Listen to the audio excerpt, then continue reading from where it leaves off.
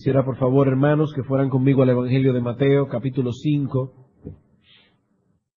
Evangelio de Mateo, capítulo 5, vamos a leer los versículos 17 al 20. Dice así la palabra de Dios: No penséis que he venido para abrogar la ley o los profetas. No he venido para abrogar, sino para cumplir. Porque de cierto os digo que hasta que pasen el cielo y la tierra, ni una jota ni una tilde pasará de la ley hasta que todo se haya cumplido. De manera que cualquiera que quebrante uno de estos mandamientos muy pequeños y así enseñe a los hombres, muy pequeño será llamado en el reino de los cielos. Mas cualquiera que los haga y los enseñe, éste será llamado grande en el reino de los cielos. Porque os digo que si vuestra justicia no fuere mayor que la de los escribas y fariseos, no entraréis en el reino de los cielos. Como hemos podido ver en los sermones anteriores que hemos dado en esta serie, y este es ya el número 28 de la serie de sermones en el Sermón del Monte, este famoso discurso del Señor posee un orden que es fácilmente detectable a medida que avanzamos en el estudio de su contenido. Un maestro debe ser ordenado. Las personas que le escuchan deben saber cuándo arrancó, por dónde va y cuándo está a punto de terminar. Debe haber un orden en su mente, debe haber un orden en su exposición. Y como era un buen maestro, el Señor Jesucristo tiene un orden que es fácilmente detectable en este pasaje de las Escrituras conocido como el Sermón del Monte. En la primera sección, que podemos llamar el primer punto del sermón, es la sección conocida como las bienaventuranzas, en la cual el Señor desglosa cuáles son las características que evidenciarán a todos aquellos que son ciudadanos de su reino. Hemos visto ya como Cristo nos dice aquí que los ciudadanos de su reino son pobres en espíritu, son mansos, misericordiosos, pacificadores, etc. En los versículos 10 al 12, el Señor nos dice cuál ha de ser la reacción del mundo hacia los cristianos, precisamente por el hecho de que somos como somos y porque nos comportamos como nos comportamos. Cristo dice que los cristianos no deben esperar la admiración ni la aceptación del mundo, sino más bien que deben esperar persecución. Existe tal antagonismo entre los valores que el mundo exalta y los que Cristo menciona aquí, que no podemos esperar otra cosa del mundo que no sea rechazo, burlas, maltrato, etc. El Señor Jesucristo dijo a sus discípulos en una ocasión: si el mundo os aborrece, sabed que a mí me ha aborrecido antes que a vosotros. Si fuerais del mundo, el mundo amaría lo suyo, pero porque no sois del mundo, antes yo os elegí del mundo, por eso el mundo os aborrece. No obstante, a pesar del antagonismo que existe entre los cristianos y el mundo, en los versículos 13 al 16 del sermón, el Señor enfoca la responsabilidad que tienen los cristianos para con ese mundo que los aborrece y los rechaza. Cristo dice allí que los cristianos están llamados a ser sal y luz del mundo. De hecho, como vimos en los 4 sermones anteriores, cuando estudiamos ese pasaje, los cristianos son la única sal, la única luz que este mundo posee. Ellos son los únicos que poseen ese carácter que los distingue y que les permite ser sal y luz del mundo. ¿Pueden ver, hermanos y amigos, cómo hay un progreso aquí, un orden en todo esto? Primero comenzamos con una descripción de lo que los cristianos son. Ese es el punto de partida. Luego seguimos con la respuesta del mundo a lo que los cristianos son. Y luego la responsabilidad que tienen los cristianos para con el mundo, aun a pesar de ser el objeto de su rechazo. Y ahora llegamos al versículo 17. Y entramos en una nueva sección del discurso en la cual Cristo trata la relación que existe entre su doctrina y la enseñanza del Antiguo Testamento. Vamos ahora a entrar, hermanos, a otro punto del sermón, a otra sección del Sermón del Monte. ¿Y cuál es el tema?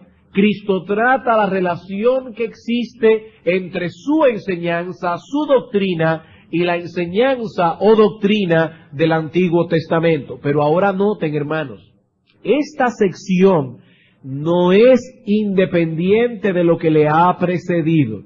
Hay una íntima conexión aquí, una secuencia que no debemos perder de vista. Recuerden, hermanos, que los que escucharon este sermón por primera vez eran israelitas, eran judíos, y que estos israelitas llevaban muchos años aguardando, a veces con impaciencia, el cumplimiento de todas esas promesas gloriosas contenidas en las escrituras de los profetas antiguo testamentarios, que predecían la llegada de un Mesías que habría de dar liberación a su pueblo. Jesús se presenta ante el pueblo como el Mesías enviado, y en el Sermón del Monte encontramos lo que podríamos llamar su programa de gobierno, su manifiesto real. Próximamente nosotros nos veremos envueltos, ya casi estamos ahí, pero a medida que el tiempo avance nos veremos más envueltos en la vorágine de la época preelectoral. Y todos los candidatos a la presidencia comenzarán a decir al pueblo qué es lo que ellos esperan hacer si llegan a la presidencia, cuál es su programa de gobierno. Y si nosotros somos ciudadanos responsables, antes de ejercer un voto, tenemos que estar conscientes de estas cosas. ¿Qué piensa hacer este hombre con la economía? ¿Qué piensa hacer con la educación? ¿Qué piensa hacer con esto y con aquello? Bueno, Cristo se presenta ante el pueblo no en unas elecciones, porque aquí no estaban eligiendo rey, los reyes no se eligen, pero en este caso Cristo se presenta como el rey profetizado en el Antiguo Testamento. Y en el Sermón del Monte Él introduce cuál ha de ser su programa de gobierno. Pero las palabras que Él ha pronunciado hasta ahora no concuerdan con las expectativas carnales que muchos de estos judíos se habían forjado en su imaginación. Nada se nos habla aquí de reformas políticas, económicas o sociales. Su discurso no contiene una sola promesa que haga pensar a sus oyentes que serían librados de la dominación de Roma en un futuro cercano, o que Israel se convertiría en una potencia mundial. Este Jesús que afirma ser el Mesías dice, en cambio, que los ciudadanos del reino que Él vino a implantar son pobres en espíritu, son mansos, son pacificadores. Dice incluso que serán perseguidos. Y en vez de tener al mundo a sus pies y a todas las naciones como sus sirvientes, los discípulos de Cristo estaban llamados más bien a servirle al mundo como sal y luz. ¿Cómo podemos imaginar? Este discurso tiene que haber levantado muchas interrogantes en la mente de este auditorio. Eso no era lo que ellos estaban esperando de su rey. Eso no era lo que ellos estaban esperando de su Mesías. Y probablemente algunos comenzaron a pensar y a preguntarse, ¿acaso ha traído este hombre una enseñanza nueva? ¿Es que acaso él no cree en las escrituras del Antiguo Testamento y ha venido para abolirlas? ¿Cuál es la relación de este Jesús con los escribas y fariseos? No olviden que los escribas y fariseos eran los líderes aceptados por el pueblo y sus enseñanzas se recibían con autoridad, pero Jesús no pertenecía a ellos y lo que es peor aún, se les oponía abierta y deliberadamente todo el tiempo. ¿Es que acaso está enseñándonos este Jesús que olvidemos el pasado porque Él tiene una forma nueva de llegar a Dios y de agradarle? Como ustedes pueden ver, era necesario hacer algunas aclaraciones antes de continuar con su discurso. Este pasaje que vamos a estudiar constituye el vínculo necesario entre lo que se ha dicho y lo que está por decirse. Ya vimos lo que los cristianos son. Ahora estamos a punto de entrar en algunos asuntos más específicos acerca de cómo los cristianos se comportan. Pero era necesario establecer algunos principios generales para no caer en malas interpretaciones. Y eso es precisamente lo que el Señor hace en el pasaje que vamos a estudiar a partir de hoy. Y hay básicamente dos principios que debemos tomar en cuenta al estudiar las enseñanzas del Señor Jesucristo. ¿Cuáles son estos dos principios que están contenidos en nuestro texto? En primer lugar, que toda la doctrina de Cristo está en perfecto acuerdo con las Escrituras del Antiguo Testamento. Recuerden, esa era la inquietud de estos israelitas. ¿Qué es lo que este hombre está enseñando?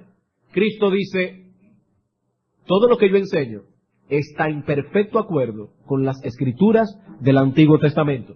No penséis que he venido a abrogar la ley o los profetas. Cristo, como buen maestro que era, podía anticipar las inquietudes e interrogantes que había en la mente de su auditorio. Este hombre, Cristo, nuestro Señor, podía ver la cara de perplejidad, la cara de interrogante que había en estos hombres y mujeres que le estaban escuchando absortos. Y Cristo dice ahora, no penséis que yo he venido a abrogar la ley o los profetas. Mis enseñanzas están en perfecto acuerdo con las doctrinas del Antiguo Testamento. Y el segundo principio es este. Así como mi enseñanza está en perfecto acuerdo con el Antiguo Testamento, es importante que ustedes sepan que está en completo desacuerdo con la de los escribas y fariseos. Versículos 19 y 20. El versículo 20 resume la idea. Os digo que si vuestra justicia no fuere mayor que la de los escribas y fariseos, no entraréis en el reino de los cielos. ¿Cuál es la implicación? Que los escribas y fariseos eran deficientes. Que los escribas y fariseos estaban en un error. Hermanos, he aquí dos principios de suprema importancia si queremos interpretar correctamente la vida de Cristo y su obra. Al acercarnos a los evangelios y al leer allí las palabras de Cristo, la forma en que se comportó, debemos tener esto en mente. La vida de Cristo y su enseñanza estaban en perfecto acuerdo con las enseñanzas del Antiguo Testamento.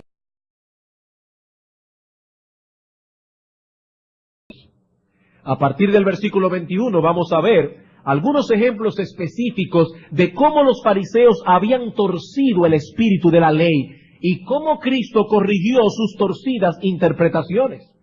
Pero no debemos pasar a esos ejemplos específicos sin antes establecer los principios generales que deben gobernar los detalles. Hermanos, hay personas a quienes no les gustan las introducciones. Y esto es una introducción, el Señor está introduciendo su tema. Y hay personas que cuando compran un libro y ven prefacio, introducción, ellos prefieren saltar las notas introductorias para llegar directamente al contenido. Y eso parece ser más frecuente en esta época que en el pasado. Como alguien ha dicho, vivimos en una era de especialistas. Y el especialista es casi siempre alguien que vive tan perdido en detalles que a menudo olvida los principios. En otras palabras, se ensimisma tanto en las partes que pierde de vista el todo, y al perder de vista el todo, tampoco puede interpretar correctamente las partes. No debemos saltar las introducciones. No debemos ser tan apresurados. Nuestro Señor no era un especialista. El Señor era un maestro. Y como maestro que era, conocía la importancia de ambientar su enseñanza en un contexto apropiado. De ahí que se tome la molestia de establecer algunos principios generales antes de pasar a considerar las cosas específicas que tenía que decir con respecto al contenido del Antiguo Testamento. Ahora bien, en esta mañana nosotros vamos a considerar el primero de estos dos principios generales. El otro lo trataremos después. Pero quisiera llamar vuestra atención, antes de pasar a considerar este principio, quisiera llamar vuestra atención a algo interesante que aparece en el texto, y es la metodología que usa Cristo para impartir sus enseñanzas. Cristo dice, no penséis que he venido para abrogar la ley o los profetas. No, mis enseñanzas están en perfecto acuerdo con el Antiguo Testamento, pero también están en perfecto y total desacuerdo con la de los escribas y fariseos. Hay una implicación allí. Hay algo que debemos notar. ¿Y qué es?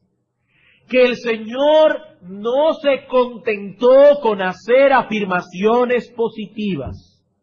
También trató el asunto desde un punto de vista negativo.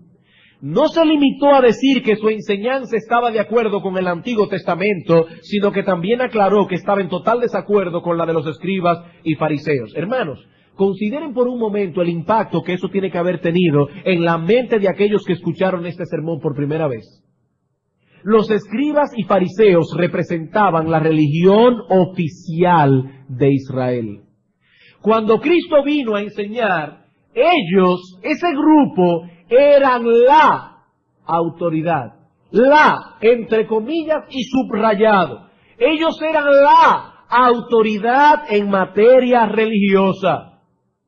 Pero lo que enseñaban era incorrecto, era un error, y Cristo los desenmascaró. Y muchas personas hoy insisten en que eso no se debe hacer. Muchas personas hoy insisten en que debemos limitarnos a enseñar la verdad solo desde un punto de vista positivo.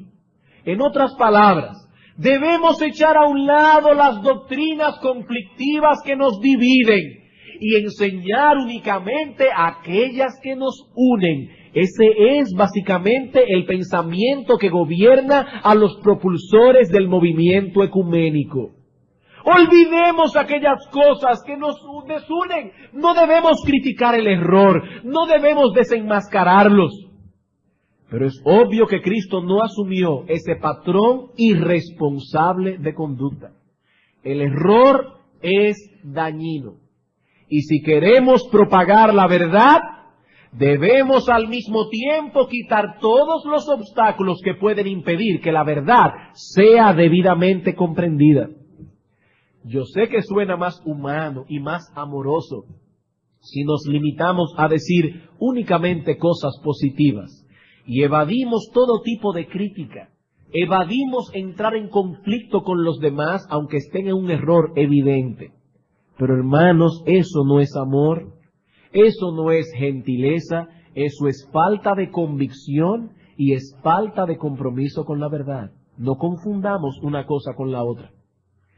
Si tenemos la convicción de que sólo las verdades del Evangelio pueden traer salvación a los pecadores, debemos predicar esas verdades y exponer claramente cuáles son los errores que se le oponen. Debemos hacerlo, dice Pedro, con mansedumbre y reverencia, pero debemos hacerlo. Debemos hacerlo. No es que vamos ahora a tirarle piedra a todo el que no piense como nosotros. No es que vamos ahora a tildar de estúpido a todo aquel que no piense como nosotros. No, cuidado. Pedro dice, estad siempre preparados para presentar defensa con mansedumbre y reverencia ante todo aquel que os demande razón de la esperanza que hay en nosotros. Debemos hacerlo con mansedumbre, debemos hacerlo con reverencia, pero debemos hacerlo. Debemos hacerlo. Hermanos, si la salvación es por gracia, no puede ser por obra. No puede ser por obra. Las dos cosas no pueden ser verdad al mismo tiempo. Tratar de reconciliar las doctrinas de la Iglesia Católica Romana con el Evangelio es imposible. Mientras ellos nos digan que el Papa es la cabeza visible de la Iglesia y que todo lo que él habla ex cátedra es infalible y ata al cristiano y el cristiano debe obedecerlo, nosotros no podemos estar de acuerdo con ellos, tenemos que exponer que es un error, porque dice la palabra de Dios que solo ella es autoridad para el creyente. Mientras la Iglesia Católica nos diga que debemos guardar los mandamientos y hacer buenas obras y dar limosnas y sobre todo ser católicos para salvarnos, y el Evangelio dice, cree en el Señor Jesucristo y serás salvo, porque es por fe y no por obra, no podemos estar de acuerdo con ellos y tenemos que exponer claramente que están en un error. No, hermanos, no somos ecuménicos, no somos ecuménicos. Si intentamos ser conciliadores más allá de lo que es permitido, terminaremos echando abajo la verdad. terminaremos echando a un lado la verdad. Sí debemos ser conciliadores, debemos luchar por mantener la concordia y la unidad, y por eso ustedes ven que el pastor Flaquero oraba esta mañana por la unidad de la iglesia, pero siempre sobre la base de la verdad, nunca del error. Nunca del error. Bien, hermanos, habiendo hecho esta pequeña observación, pasemos ahora a considerar el primer principio general que encontramos en estas palabras introductorias de Cristo. Este primer principio lo encontramos en los versículos 17 al 18 y puede ser enumerado de la siguiente manera. Las enseñanzas de Cristo están en perfecto acuerdo con las doctrinas del Antiguo Testamento. Y el Señor expone este principio comenzando con una declaración negativa. No penséis que he venido para abrogar la ley o los profetas. No he venido para abrogar. He ahí su declaración negativa. Pero inmediatamente después añade una declaración positiva. No he venido para abrogar, sino que he venido para cumplir. Una declaración negativa, una declaración positiva. Veamos estas dos declaraciones por parte, comenzando con la declaración negativa. Y lo primero que llama la atención de esa declaración es la expresión que usa el Señor Jesucristo aquí para referirse a las Escrituras. ¿Qué dice Cristo? No penséis que he venido a abrogar la ley o los profetas. Esta fórmula, la ley o los profetas, o la ley y los profetas, como aparece en otros lugares, era la usada comúnmente en el Nuevo Testamento para designar las Escrituras del Antiguo Testamento. Vamos a Mateo capítulo 7, versículo 12 un momento. En el Nuevo Testamento se usan varias maneras para distinguir las Escrituras del Antiguo, y una de ellas, y quizás la más generalizada de todas, era esta que aparece aquí en Mateo 5:17 y que se repite en Mateo capítulo 7, versículo 12. Dice el Señor, así que todas las cosas que queráis que los hombres hagan con vosotros, así también haced vosotros con ellos, porque esto es la ley y los profetas. Mateo capítulo 22, versículos 36 al 40. Un escriba se le acerca al Señor y le pregunta, Maestro, ¿cuál es el gran mandamiento en la ley? Jesús le dijo, amarás al Señor tu Dios con todo tu corazón y con toda tu alma y con toda tu mente. Ese es el primero y grande mandamiento. Y el segundo es semejante, amarás a tu prójimo como a ti mismo. De estos dos mandamientos depende toda la ley y los profetas. Así que esta expresión, la ley y los profetas, es una forma de designar todo el Antiguo Testamento. Hay ocasiones en que encontramos únicamente la palabra ley para designar el Antiguo Testamento. Por ejemplo, en Juan, capítulo 10, versículo 34, si quieren, solamente escuchen, voy a buscarlo rápidamente. Dice, el Señor, no está escrito en vuestra ley. Yo dije, dioses sois. Dice, está escrito en vuestra ley. Ahora, el Señor Jesucristo está allí citando el Salmo 82, versículo 6.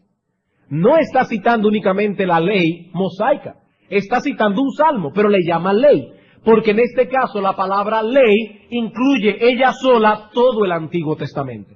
Otras veces encontramos una triple designación, y solamente en el Evangelio de Lucas, en el capítulo 24 encontramos esto, donde se refiere al Antiguo Testamento como la ley, los profetas y los salmos. La ley, los profetas y los salmos. Así que algunas veces se designa el Antiguo Testamento usando el término ley.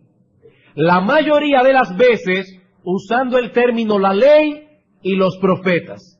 Y en Lucas capítulo 24 encontramos esa triple designación, la ley, los profetas y los salmos. Aquí en Mateo 5:17, el Señor usa la doble división. O sea, Él agrupa todo el Antiguo Testamento en dos secciones. Yo sé que estos términos son técnicos, hermanos, pero es importante para entender qué fue lo que Cristo quiso decir aquí. La primera sección Cristo le llama la ley. Y aquí se incluyen los 5 libros de Moisés: Génesis, Éxodo, Levítico, Número y Deuteronomio. Esto es a lo que Cristo ahora en Mateo 5:17 le llama ley. Cuando Él dice yo no he venido a abrogar la ley, está diciendo yo no he venido a abrogar esos 5 libros de Moisés.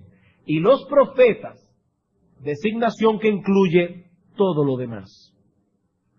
En la ley de Moisés tenemos todas aquellas regulaciones que Dios dio al pueblo de Israel y que podemos contemplar bajo 3 aspectos. En primer lugar, tenemos allí la ley moral. La ley moral, condensada en el Decálogo, o más conocido como los 10 mandamientos. Los 10 mandamientos. Y como hemos visto en otras ocasiones, esos 10 mandamientos resumen las demandas morales que Dios ha impuesto a todo hombre. A todo hombre. Estos 10 mandamientos vienen con nosotros de fábrica. Por eso no importa que usted haya nacido en una tribu salvaje, si usted coge lo ajeno, su conciencia lo va a molestar, porque Dios ha escrito una ley en el corazón de todo hombre que dice, no robarás, no robarás.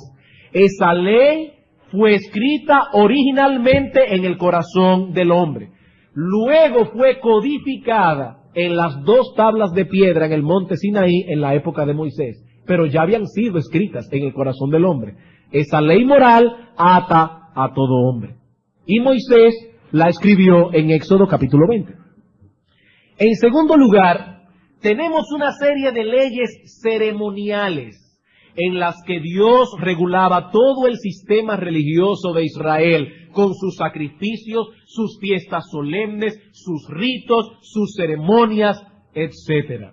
Y en tercer lugar, encontramos las leyes civiles que regulaban la vida de la nación. Israel era un pueblo teocrático, gobernado por Dios, y por lo tanto Dios gobernaba a través de su ley todos los aspectos de la vida del pueblo. Por eso en esa ley civil encontramos, por ejemplo, cómo los jueces debían juzgar los casos que se le presentaran. ¿Qué sanción ellos debían imponer al criminal de acuerdo al crimen cometido? Todo eso está incluido en esa ley.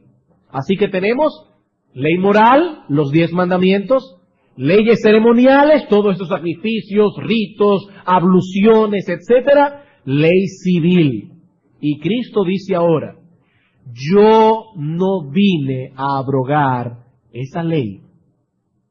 Yo no vine a abrogar la ley moral. Yo no vine a abrogar la ley ceremonial. Yo no vine a abrogar la ley civil. Yo vine a cumplirla. Y no solamente la ley, sino que tampoco vine a abrogar todo aquello que los profetas han dicho. Ahora bien, ¿qué significa esta palabra abrogar? Niños, escuchen para que cuando sus padres le pregunten, esta es una palabra nueva probablemente para muchos, ¿qué significa abrogar? Voy a dar varios sinónimos. Significa literalmente invalidar, anular, descartar, echar abajo, derribar. Todo eso significa la palabra abrogar. Es la misma palabra griega que aparece en Mateo capítulo 24, versículo 2, cuando se nos narra que los discípulos que han oído hablar a Cristo de que Jerusalén sería destruida, ellos salen y miran ese fastuoso templo que Herodes había construido, el templo de Salomón, reconstruido. Y le preguntan al Señor y le dicen, Señor, mira la magnificencia del templo, como diciendo, ¿hasta el templo se va a destruir? Y Cristo les dice, ¿veis todo esto? De cierto os digo que no quedará aquí piedra sobre piedra que no sea derribada. La misma palabra griega que se usa allí, derribada, es la misma palabra que aparece en Mateo 5:17, abrogar. Lo que el Señor está diciendo entonces en Mateo 5:17 es lo siguiente. No penséis ni por un momento que yo he venido a anular, a invalidar, a echar por tierra todo lo que Moisés y los profetas escribieron en el Antiguo Testamento. No he venido a invalidar esas escrituras, sino más bien a cumplirlas. Mis enseñanzas, dice Cristo, no contradicen ni invalidan el Antiguo Testamento. Por el contrario, yo he venido más bien a cumplir todo cuanto fue escrito en la ley y los profetas. Bien, ya consideramos la declaración desde el punto de vista negativo. Veamos ahora la declaración desde el punto de vista positivo. ¿Qué quiso decir el Señor al emplear la palabra cumplir? Ya explicamos, Él no vino a abrogar, Él vino a cumplir. ¿En qué sentido Cristo cumplió lo que estaba escrito en la ley y en los profetas? Noten que hay un contraste aquí entre abrogar y cumplir. Ambos términos se contraponen el uno al otro. Si abrogar significa descartar, cumplir significa retener. Si abrogar es lo mismo que anular, cumplir es lo mismo que reforzar. Cristo no vino a abrogar, sino a ratificar, no a derribar, sino a establecer las escrituras del Antiguo Testamento. La acepción más simple de la palabra cumplir, aún en español, es llevar a cabo aquello que es exigido. Cuando usted cumple con alguien, por ejemplo, usted le debe a alguien, tiene una deuda con alguien y quedaron en que usted iba a pagarle 100 pesos todos los meses. Y alguien le pregunta a usted, ven acá, fulano es cumplidor. ¿Qué le está preguntando? O que si fulano cumple con lo que ustedes acordaron. Si él obedece a aquello que se le ha exigido. Si él paga sus 100 pesos todos los meses. Y usted dice, no, fulano me cumple, él me cumple todos los meses. Por ejemplo, en Romanos capítulo 13, versículo 8, el apóstol Pablo dice que el que ama a su prójimo ha cumplido la ley. El que ama a su prójimo ha hecho lo que la ley decía que debía hacer. Porque el que ama a su prójimo no le va a codiciar a su mujer. El que ama a su prójimo no le va a mentir. El que ama a su prójimo no le va a robar. El que ama a su prójimo no lo va a golpear. No lo va a matar, no le va a hacer daño. Por lo tanto, el amar al prójimo es lo mismo que cumplir la ley. El que ama al prójimo va a hacer con su prójimo todo lo que la ley dice que debe hacer. Va a llevar a cabo todo aquello que es exigido por la ley. Vamos ahora a poner todo esto junto. Y vamos a ver qué fue lo que Cristo quiso decir. Ya hemos explicado los términos ley y profeta. Hemos explicado lo que significa la palabra abrogar. Acabamos de explicar lo que significa la palabra cumplir. Si ponemos todo esto junto, veremos que lo que el Señor está diciendo es, no penséis que he venido a invalidar, a echar por tierra una sola de las demandas de la ley divina, o que yo he venido a suavizar las penalidades que esa ley impone sobre aquellos que la violan. Hay personas que piensan que el Dios del Antiguo Testamento es más severo que el Dios del Nuevo. Que el Dios del Antiguo Testamento es menos misericordioso que el Dios del Nuevo. Cristo dice, no, es el mismo Dios. Yo no he venido a suavizar la ley. Yo no he venido a rebajar las demandas de la ley. Yo no he venido a quitar las transgresiones y los castigos que la ley impone sobre aquellos que la transgreden. Tampoco penséis que he venido a descartar todo aquello que los profetas han dicho. ¿Recuerdan ustedes el capítulo 1 del profeta Isaías? Cómo Isaías denuncia aquella adoración ritualista y mecánica de sus días. Cristo dice, yo no he venido a invalidar eso. O cuando el profeta Isaías hablaba de aquel cordero manso que había de sufrir por los pecados del pueblo, dice Cristo, yo he venido a cumplir todas esas cosas, a reforzar sus denuncias y a llevar a cabo todo lo que se profetizó acerca de mí. Eso es lo que Cristo está diciendo. ¿Cómo cumplió Cristo la ley y los profetas? Vamos, hermanos, a considerar esto por un momento. La ley ceremonial, por ejemplo. ¿En qué sentido Cristo la cumplió? ¿Cómo cumplió Cristo la ley ceremonial? Llevando a cabo en su vida, en su muerte y en su resurrección, todo aquello que esas ceremonias, ritos y sacrificios simbolizaban. Repito una vez más, ¿cómo Cristo cumplió la ley ceremonial? Llevando a cabo en su vida, en su muerte y en su resurrección, todo aquello que esas ceremonias, ritos y sacrificios simbolizaban. Por cientos de años los judíos estuvieron sacrificando corderos, sacrificando machos cabríos, derramando sangre sobre el altar y sobre el propiciatorio para la remisión de los pecados. Por cientos de años en el día de la Pascua y entre las dos tardes inmolaron un cordero como recordatorio de aquel día glorioso cuando Dios manifestó su poder librándolos milagrosamente de la esclavitud de Egipto. Y ahora nos preguntamos, ¿y todo eso con qué propósito?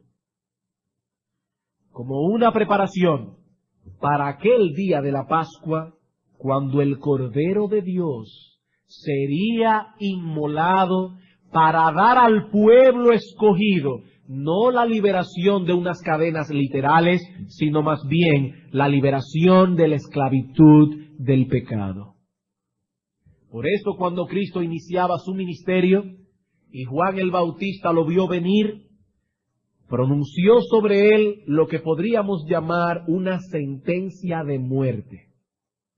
Hermanos, ¿qué dijo Juan el Bautista cuando vio a Cristo venir hacia el Jordán? Juan lo miró y dijo, «He ahí el Cordero de Dios que quita el pecado del mundo». Juan el Bautista estaba, yo creo sin saberlo, pronunciando una sentencia de muerte. Todo israelita sabía lo que ocurría con los corderos, y el Cordero de Dios, no correría una suerte distinta. Él también sería inmolado en el día de la Pascua entre las dos tardes. Cristo no vino a echar a un lado todos esos sacrificios. Cristo no vino a anular todas esas ceremonias, todos esos ritos. Él vino a cumplirlos. Él vino a cumplirlos. Ese es el tema de la epístola a los Hebreos, cómo Cristo cumplió a la perfección todas y cada una de las cosas contenidas en esa ley ceremonial. Y es precisamente por eso, hermanos, que los cristianos no están obligados a esa ley. ¿Por qué? Porque Cristo la cumplió. No la anuló, la cumplió. Y al cumplirla, la anuló. Ya no tenemos que sacrificar más corderos, porque el Cordero de Dios fue sacrificado una sola vez para siempre. Hebreos capítulo 10. Hebreos capítulo 10. Versículos 11 al 14. Y ciertamente todo sacerdote está día tras día ministrando y ofreciendo muchas veces los mismos sacrificios que nunca pueden quitar los pecados. Pero Cristo, habiendo ofrecido, escuchen y subrayen, una vez para siempre un solo sacrificio por los pecados, se ha sentado a la diestra de Dios. De ahí en adelante, esperando hasta que sus enemigos sean puestos por estrado de sus pies. Porque con una sola ofrenda hizo perfectos para siempre a los santificados. Hermanos, ¿por qué razón nosotros nos paramos en este púlpito y denunciamos abiertamente que la misa es un sacrilegio, es una abominación delante de Dios? Porque la Iglesia Católica enseña que en el momento de la misa ocurre un milagro sorprendente. Ese pan que el sacerdote levanta y por unas palabras mágicas que el sacerdote pronuncia, se convierte en real y efectivamente en el cuerpo, el alma y la divinidad, dice el Concilio de Trento de 1530 y tanto, en el cuerpo, el alma y la divinidad de nuestro Señor Jesucristo. Por tanto, cuando ese sacerdote toma la hostia y la parte, él está haciendo un real y efectivo sacrificio de Cristo otra vez. Pero ¿qué nos dice el autor de Hebreos? Nos dice que Cristo se ofreció una vez y para siempre, porque con una sola ofrenda hizo perfectos para siempre a los santificados.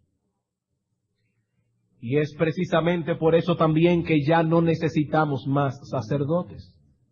No necesitamos más sacerdotes primero porque ya no hay ofrenda que presentar. ¿Cuál era la función de los sacerdotes en el Antiguo Testamento? Llevar la ofrenda al altar y sacrificarla por el pueblo.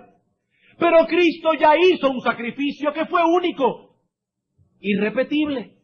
Ya no hay ofrenda que presentar y por lo tanto ya no hay necesidad de sacerdotes.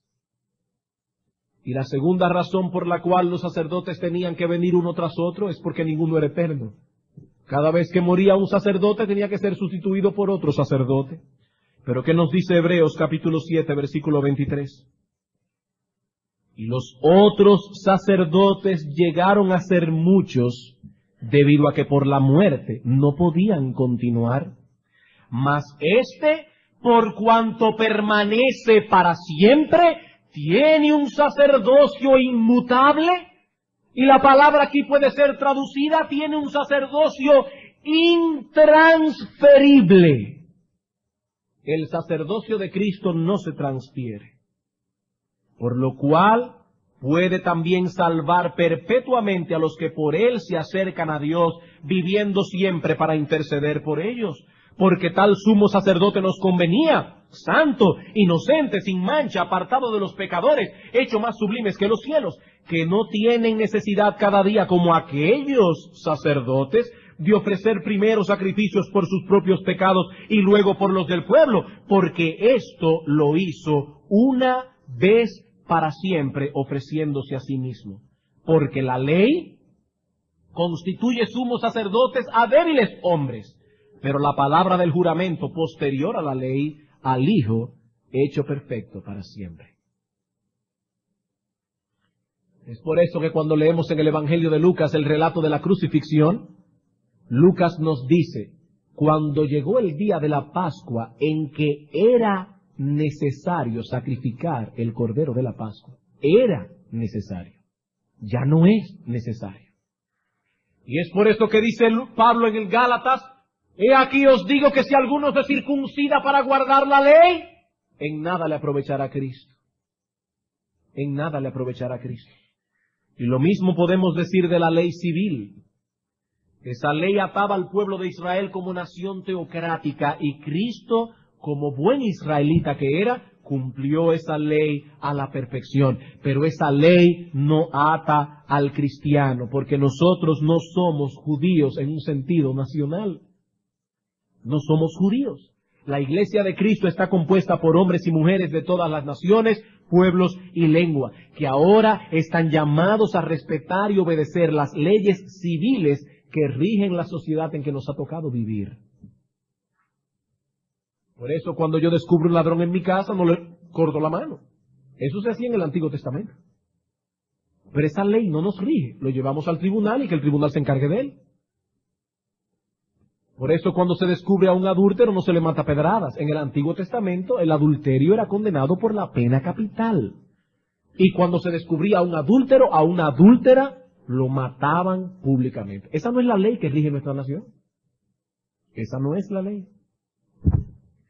Ahora bien, ¿y qué podemos decir de la ley moral? ¿En qué sentido Cristo cumplió la ley moral? Bueno, en primer lugar, obedeciendo esa ley, como ningún otro hombre sobre la tierra la ha podido obedecer ni la obedecerá jamás. El Señor Jesucristo nunca violó ninguno de los mandamientos contenidos en esa ley. Cristo nunca tuvo dioses ajenos en su corazón. Cristo nunca tomó el nombre del Señor en vano. Cristo nunca violó el día de reposo, etc. Su obediencia a los 10 mandamientos fue perfecta. Por eso leíamos hace un momento que Él es santo, inocente, sin mancha, apartado de los pecadores y hecho más sublimes que los cielos. El Señor fue santo y santidad no es otra cosa que conformidad a la voluntad de Dios revelada en la ley. Cristo guardó la ley con una obediencia impecable. Pero lo más extraordinario es que aún estuvo dispuesto a llevar sobre sí el castigo que esa ley imponía sobre sus transgresores. Noten lo que estoy diciendo. ¿Cómo cumplió Cristo la ley moral? Bueno, en primer lugar la obedeció, pero no se contentó con obedecerla. No solo obedeció sus preceptos, sino que también sufrió sus castigos. Y todo eso para que nosotros ahora pudiésemos estar libres de toda condenación. Como dice el apóstol Pablo en Romanos capítulo 8, versículo 1, ya no hay ninguna condenación para los que están en Cristo Jesús. Cristo sufrió el castigo de la ley en nuestro lugar. O para usar el lenguaje de Pablo en Gálatas 3:13, Cristo nos redimió de la maldición de la ley. ¿Cómo? Él se hizo por nosotros maldición. Él se hizo por nosotros maldición. ¿Por qué murió Cristo en la cruz? Algunos nos dicen, Él quiso darnos un ejemplo de altruismo y desprendimiento para ablandar nuestros duros corazones. No, Él murió en la cruz porque esa era la pena impuesta para todos aquellos que violasen la ley. El hombre que pecare, dice la Biblia, el alma que pecare morirá. Cristo no pecó, pero Él estaba en aquel lugar muriendo en lugar de aquellos transgresores a quienes Él vino a salvar. Él estaba muriendo en lugar de aquellos transgresores a quienes Él vino a salvar. Como ustedes pueden ver entonces, Cristo no rebajó las demandas de la ley. Cristo no disminuyó los castigos de la ley. Él no vino a abrogar esa ley, sino más bien a cumplirla. Pero hay algo más. Cristo cumplió esa ley moral, escribiéndola en el corazón de los suyos y concediéndoles el poder y la capacidad de cumplirlas. ¿Cómo cumplió Cristo la ley moral? Escribiéndola en el corazón de sus elegidos y dándonos el poder y la capacidad de cumplirla. ¿Dónde vemos eso? Ezequiel capítulo 36, versículos 25 al 27. Aquí se está prometiendo las bendiciones del nuevo pacto. El nuevo pacto que según Hebreos capítulo 8, capítulo 9, nosotros estamos disfrutando ahora. ¿Y cuáles eran las bendiciones o cuáles serían las bendiciones de ese nuevo pacto? Esparciré sobre vosotros agua limpia y seréis limpiados de todas vuestras inmundicias. Y de todos vuestros ídolos os limpiaré. Os daré un corazón nuevo, pondré un espíritu nuevo dentro de vosotros, quitaré de vuestra carne el corazón de piedra, os daré un corazón de carne, pondré dentro de vosotros mi espíritu y haré que andéis en mis estatutos y guardéis mis preceptos y los pongáis por obra. ¿Cuáles preceptos? ¿Los de la ley ceremonial? No, hermanos, ya vimos que esas leyes fueron abolidas. ¿Cuáles preceptos? Los preceptos de la ley moral. Aquella ley que representa el carácter santo, inmutable de Dios. Por eso el apóstol Pablo dice en Romanos capítulo 8, versículo 3, porque lo que era imposible para la ley, por cuanto era débil por la carne, Dios, enviando a su Hijo en semejanza de carne de pecado y a causa del pecado, condenó al pecado en la carne para que la justicia de la ley se cumpliese en nosotros. ¿Y qué es esto? ¿Qué es lo que Pablo está diciendo allí? Que lo que la ley decía era correcto, lo que la ley decía era apropiado, pero nosotros no podíamos cumplirla. ¿Por qué? ¿Porque la ley es imperfecta? No, los imperfectos somos nosotros. Dice Pablo, era imposible para la ley llevarlos a obedecerla. No porque la ley fuera débil, sino porque nuestra carne es débil. En otras palabras, la ley es un buen capitán, la carne es un mal soldado. Y ahora Cristo, que condenó al pecado en su carne, ahora obra para que la justicia de la ley se cumpla en nosotros. Para que la justicia de la ley se cumpla en nosotros.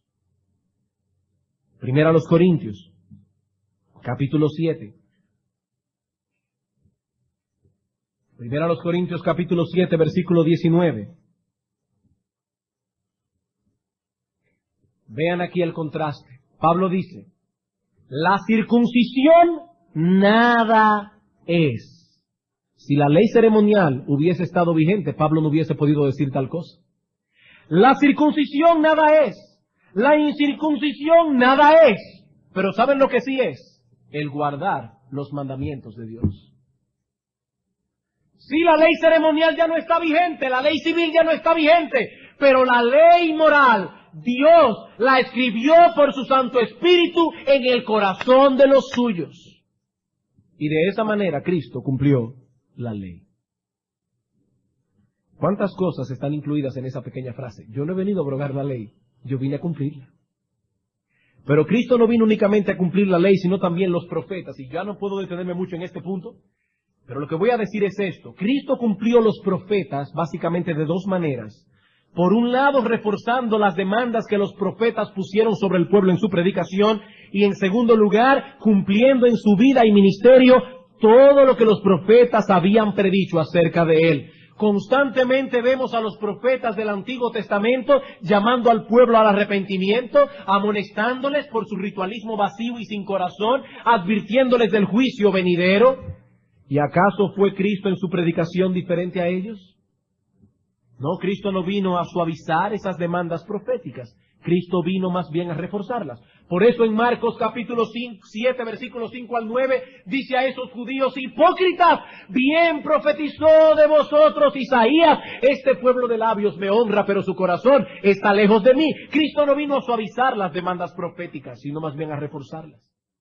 Y en ese sentido Cristo cumplió la palabra de los profetas. Así como también llevó a cabo en su vida y ministerio todo cuanto había sido predicho acerca de él. Y solo una mente racionalista e incrédula puede atribuir a la casualidad el hecho de que en Cristo se cumplieran todas esas profecías del Antiguo Testamento, muchas de las cuales incluso estaban fuera de su alcance, como el lugar de su nacimiento, por ejemplo. Miqueas capítulo 5 versículo 2, y tú, Belén Efrata, pequeña para estar entre las familias de mi pueblo, de ti me saldrá el que será Señor en Israel. ¿Cómo podía Cristo decidir dónde iba a nacer? Pero nació en Belén por un decreto de un emperador. Se predice en la Escritura la farsa de juicio a la que sería sometido. Isaías 53, por cárcel y por juicio fue quitado. Se predecía en las Escrituras la muerte que habría de morir en el Salmo 22. 1000 años antes de la muerte de Cristo, el salmista David describió cómo Cristo sufriría la crucifixión. Y lo más interesante es que en esa época la crucifixión no se conocía como medio de tortura. Eso lo introdujeron los romanos muchos siglos después. Zacarías 10, versículo 12 al 13. ¿Cuántas monedas se le pagarían al traidor por traicionarlo? Y así podríamos continuar enumerando profecía tras profecía. Hermanos y amigos, Cristo no vino a abrogar la ley o los profetas. Él no vino a abrogar, sino a cumplir. Pero ahora en estos 5 minutos que me quedan, déjenme aplicar todo esto. Déjenme aplicar todo esto, porque sé que esto ha sido un poco... Hemos estado hoy en cosas muy teológicas. Alguien puede estarse preguntando, pastor, ¿y qué tiene todo eso que ver con nosotros? Está bien, Cristo aclaró la mente de aquellos judíos que le escuchaban en el Sermón del Monte. Ellos tenían problema con esas cosas, pero ¿qué tiene todo eso que ver con nosotros? ¿Por qué es importante que entendamos todas estas cosas? Porque sólo así podremos guardarnos de dos extremos que han amenazado a la Iglesia de Cristo a todo lo largo de su historia: el antinomianismo y el legalismo. El legalismo y el antinomianismo.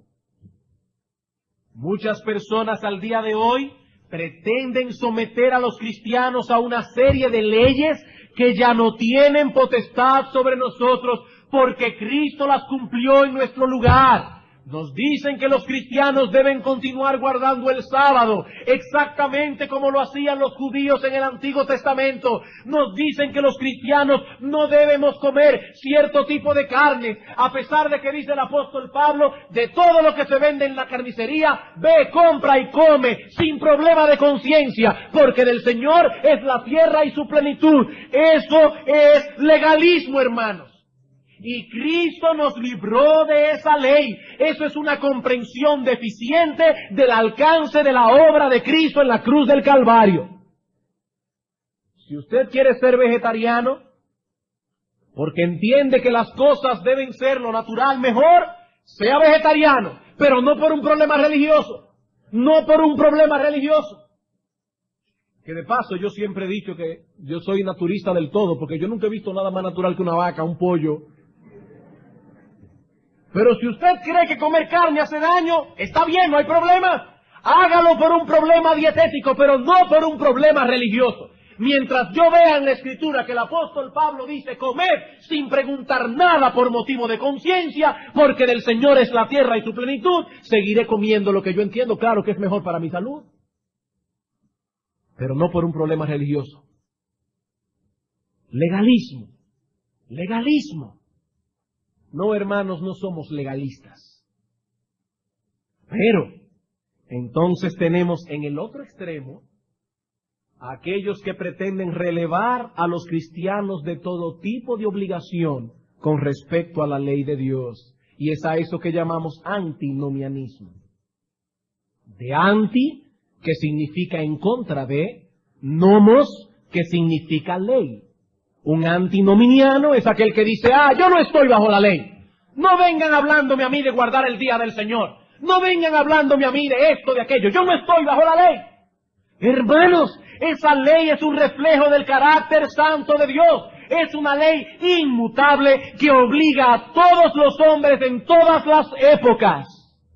Cristo no murió en la cruz del Calvario para relevar a los suyos de la obediencia de esa ley, sino más bien para capacitar a los suyos de tal manera que puedan rendir una obediencia gozosa y voluntaria a las demandas de esa ley. Es por eso que el apóstol Juan nos dice en 1 de Juan capítulo 5 versículo 3 que los mandamientos de Dios no son gravosos. Si para ti el mandamiento de Dios es gravoso, es que tú no conoces a Dios. Tú no conoces a Dios. Y en esa misma epístola, en 1 de Juan, capítulo 2, versículos 3 al 4, escuchen bien. Y en esto sabemos que nosotros le conocemos. ¿Cómo? Si guardamos sus mandamientos. El que dice, yo le conozco, y no guarda sus mandamientos, el tal es un mentiroso, y la verdad no está en él. Diga lo que usted quiera decir. Mientras Juan diga eso, yo seguiré entendiendo que los 10 mandamientos son las normas de santidad que Dios ha impuesto sobre los suyos, y así será hasta que Cristo venga. Sí sabemos que el cristiano tiene que luchar contra el pecado que aún mora en él para poder obedecer la voluntad de Dios, pero ¿saben una cosa? Para el cristiano no existe un gozo más grande que obedecer la voluntad de Dios. El cristiano no ve el mandamiento como una carga. Él ve su pecado como una carga, pero no el mandamiento.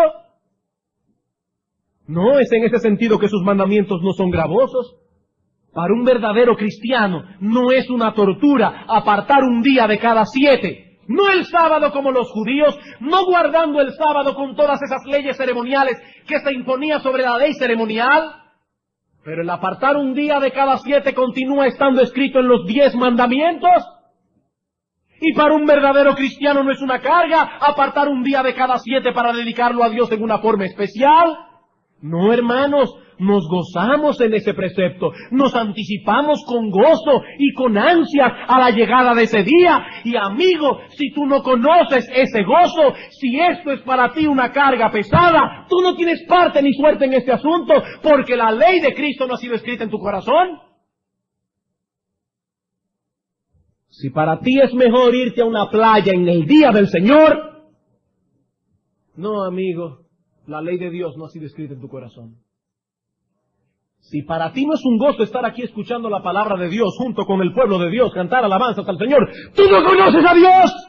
Tú eres un impío, la ley de Dios no ha sido escrita en tu corazón. ¿Para qué esposo que ama a su esposa le es una carga que le digan en el trabajo: no te preocupes, tienes el día libre, vete con tu mujer? ¿Para qué esposo eso le es una carga? ¿Para qué esposo le es una carga eso? ¿Para qué cristiano le es una carga decirle: vas a apartar un día de cada 7 para poder apartarlo para Dios en una forma especial? ¿Para qué cristiano eso es una carga? ¿Una carga? ¿El día del Señor? No, eso es un gozo. Amigo, Cristo vino a cumplir la ley y los profetas. Por eso se hizo hombre, por eso murió en una cruz, por eso se levantó de la tumba al tercer día, y por eso ahora fue constituido por Dios como príncipe y salvador para dar a su pueblo arrepentimiento y perdón de pecados. Y solo Él puede hacer eso por ti. Y Él ha prometido que lo hará con todos aquellos que vayan a Él humillado. Amigo, tú eres un transgresor de la ley, pero Cristo la obedeció a la perfección y más aún pagó con su muerte tus muchas o nuestras muchas transgresiones. ¿Sabes cuál es la buena noticia del Evangelio? Que la obediencia perfecta que Él rindió a la ley y el pago perfecto que hizo con su muerte es aplicada a todo aquel que acude a su presencia en arrepentimiento. Así de simple. Al pecador su fe le es contada como justicia. Él obedeció, el pecador cree, y ahora entonces el pecador puede obedecer. Pero después que cree, él obedeció, el pecador cree, y ahora el pecador puede obedecer. La semana próxima continuaremos estudiando este pasaje. Que el Señor nos ayude mientras tanto a examinar, a la luz de las cosas que hemos oído, si verdaderamente en nosotros Cristo ha cumplido la ley y los profetas. Vamos a orar. Padre, te damos las gracias por tu palabra. Muchos conceptos han sido explicados hoy, algunos que no son tan fáciles de entender. Pero gracias porque tú no solamente nos diste tu palabra, sino también tu Espíritu. Ayúdanos, oh Señor, a entender el alcance de estas cosas. Pero como te pedíamos al principio, ayúdanos, oh Dios, sobre todo, a poder caminar y vivir conforme a ellas. Padre, prepara nuestros corazones desde ahora para volver esta tarde a participar de la cena, al recordar, al partir el pan y tomar el jugo de la vid, el cuerpo partido de nuestro Señor Jesucristo y su sangre derramada, precisamente para que ahora nosotros pudiésemos andar en obediencia. Te lo pedimos en Cristo Jesús. Amén.